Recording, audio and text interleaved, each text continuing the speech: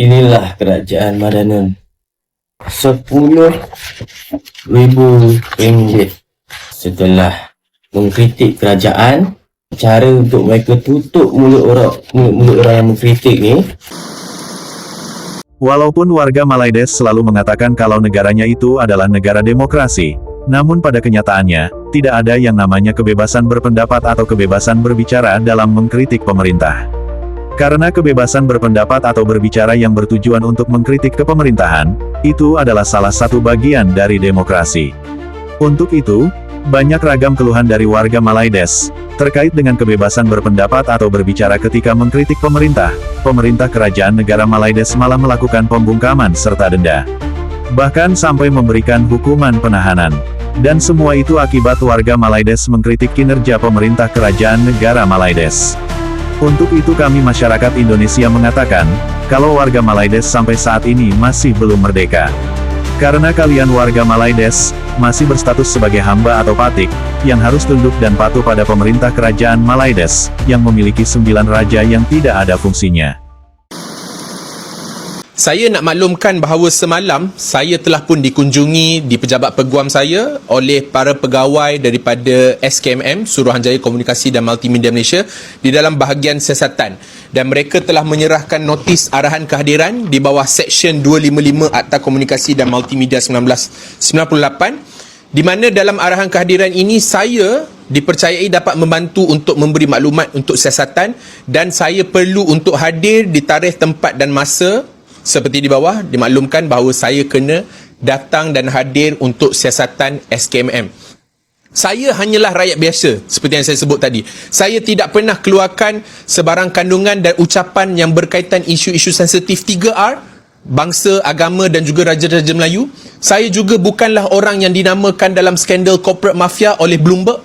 Saya juga bukanlah orang yang cuba untuk menjatuh dan mensabotaj kerajaan Malaysia pada hari ini seperti dakwaan Datuk Seri Anwar Ibrahim. Saya hanyalah rakyat Malaysia yang biasa, yang bersuara, dan saya gunakan platform saya ini bersama dengan rakan-rakan yang menonton, yang memberi sokongan untuk menceritakan hal yang sebenar yang terjadi dalam demokrasi negara. Tapi saya juga disiasat di bawah SKMM. Masalah saya adalah kepada sistem yang ditunjangi oleh kerajaan Madani yang telah menyiasat dengan cuba mengugut, memberi intimidasi dan juga membuat pelbagai cara dan teknik untuk menekan golongan aktivis dan mereka yang bersuara di dalam media sosial terhadap kerajaan Madani.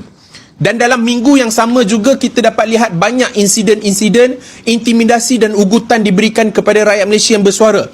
Georgette Milla, seorang wanita Malaysia yang baru saja ditahan di bawah akta hasutan dan direman selama 3 hari kerana video beliau mengkritik kerajaan Anwar Ibrahim. Kita boleh lihat juga minggu lepas sahaja, kerajaan Madani telah pun menahan reman 3 orang aktivis muda, Ahsanul, Hamdin dan juga saudara Fakrul Razi, kerana bersuara dalam isu Azam Baki, dan mereka ditahan di dalam IPD Dan Wangi sebagai satu bentuk ugutan, satu bentuk tekanan yang diberikan kepada individu-individu yang bersuara untuk cakap tentang isu-isu kritikal terhadap negara ini. Adakah selepas ini kalau saya nak buat video saya kena hantar surat minta kebenaran? Adakah selepas ini kalau saya nak bercerita tentang isu-isu nasional saya kena minta kebenaran daripada Menteri Dalam Negeri? Saya percaya bahawa ramai rakyat Malaysia di luar sana yang masih lagi takut untuk bercakap kerana ramai orang telah ditangkap, disoal siasat, ditahan reman hanya kerana mereka bersuara. Saya juga doakan supaya Malaysia ini akan jadi negara yang akan menghormati suara setiap satu rakyat negara mereka, dan saya percaya kerajaan Madani tidak lagi menghormati suara rakyat Malaysia. Inilah kerajaan Madanan.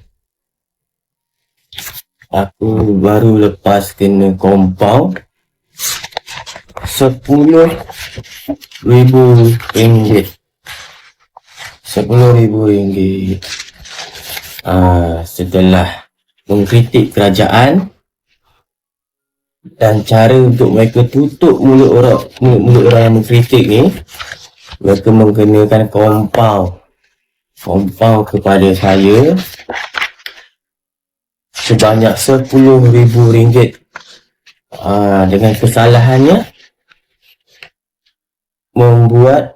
menghantar komunikasi delik melampau sifat terhadap Menteri Besar Selangor Amiruddin. Isu berkaitan dengan kandang babi tu dulu. Dulu aku buat isu, aku maki dia. Menteri Selangor tu aku maki dia kau. Sebab dia nak buat kandang babi tu dekat kawasan orang Melayu tu, aku maki dia. Protes lah. Yelah nak buat kandang babi, buat besar-besaran kat kawasan orang Melayu. Jadi aku terpanggil untuk bersuara. Jadi sebab dah amarah tu, rasa marah yang tersangat tu, kita memang tak boleh kawal dah. Memang aku maki terus semua dia. Macam-macam aku cakap. Jadi aku dikenakan akta hinaan delik melampau. Kompau sebanyak RM10,000.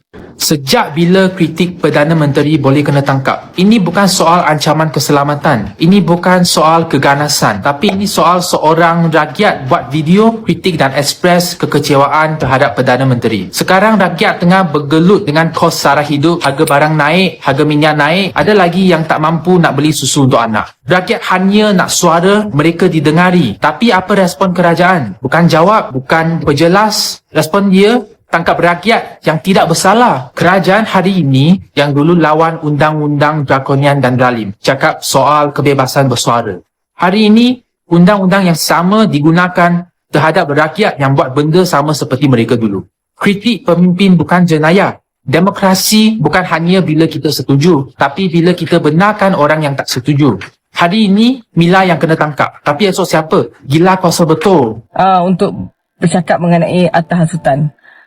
Bagi saya, kita perlu menolak penggunaan atas hasutan ini jika ini boleh mengekang suara rakyat bersuara.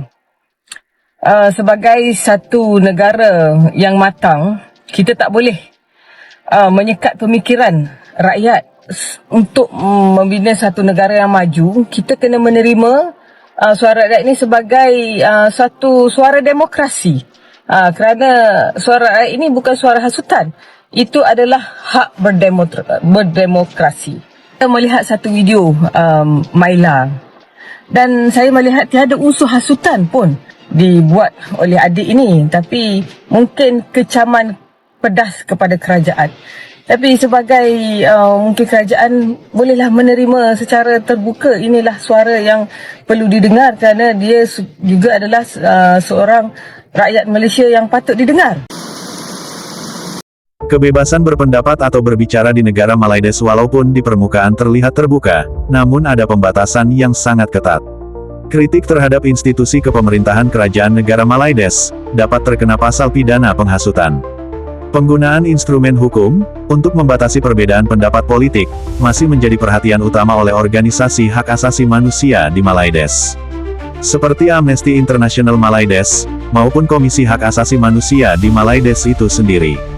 Namun sepertinya semua itu sulit untuk tercipta, karena negara Malaides tidak memiliki yang namanya kesetaraan hak bagi setiap warga negara. Malaides masih bertopang pada prinsip atau hukum ketuanan Melayu. Yang itu berarti, kaum Melayu Malaides lah yang terutama harus diprioritaskan. Kembali ke topik tentang kebebasan berpendapat atau berbicara, jika di Indonesia, masyarakat secara umum bebas bersuara melakukan demonstrasi, hingga turun ke jalan untuk mengekspresikan ketidakpuasan terhadap kinerja pemerintah, ataupun mengkritik berbagai kebijakan pemerintah maupun institusi-institusi negara, dan lembaga-lembaga swasta di berbagai media sosial. Karena kebebasan berpendapat atau berbicara, dilindungi oleh undang-undang. Hal itu bisa kita lihat di media sosial, banyak warga Indonesia baik yang ada di Indonesia maupun yang di luar negeri, bebas mengkritik. Bahkan merujak berbagai pihak dengan ragam perspektifnya tanpa rasa takut. Karena kebebasan berpendapat adalah hak asasi fundamental, yang menjamin setiap warga negara untuk menyampaikan pikiran, gagasan, dan ekspresi secara lisan, tulisan, maupun melalui media lain, tanpa adanya rasa takut akan sensor, atau intervensi pemerintah. Hak ini menjadi pilar utama dalam sistem demokrasi bernegara, dan dijamin oleh konstitusi. Cukup sekian video kali ini. Terima kasih. Sampai jumpa lagi.